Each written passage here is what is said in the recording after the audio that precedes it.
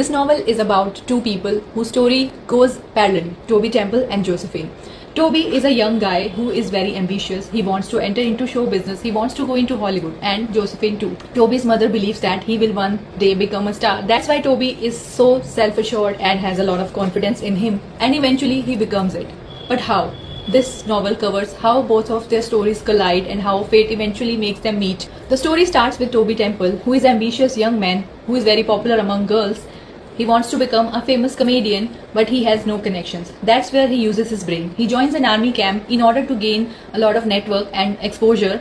There he tries to impress a journal who is powerful and influential, and he knows that he can pull strings in Hollywood. He impresses him by flattery, and the guy helps him get a lot of gigs and eventually a television show. Now Toby becomes a famous comedian, but he keeps a mental note about people who hurt him while he was a nobody, who humiliated him. He uses his popularity and influence to take revenge from each and everyone in Hollywood. Josephine is a simple girl who is getting a lot of chronic headaches, unexplained chronic headaches, and she is in love with a wealthy guy named David.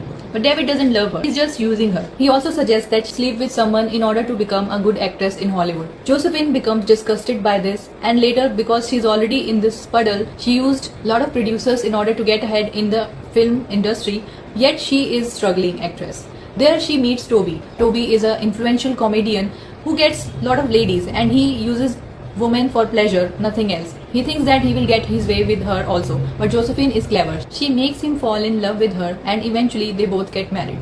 Toby knows Josephine as Jill Kessel. Jill uses Toby's influence to become influential too. She realizes that earlier she was not as popular, but now because of Toby, she is also gaining validation and recognition.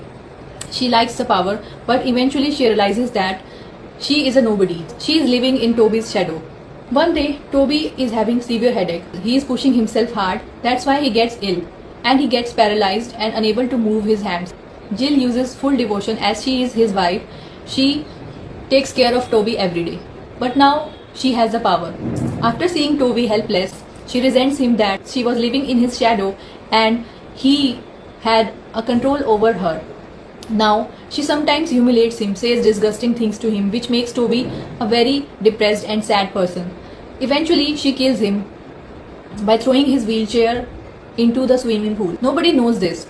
She is now a wealthy, powerful widow. But in her mind, she is consumed by the thought of what if people get to know about it, and she starts slipping into depression. This novel ends with Jill facing a depression, which she was already in, but earlier she had hope, ambition, but now she has wealth but no motivation.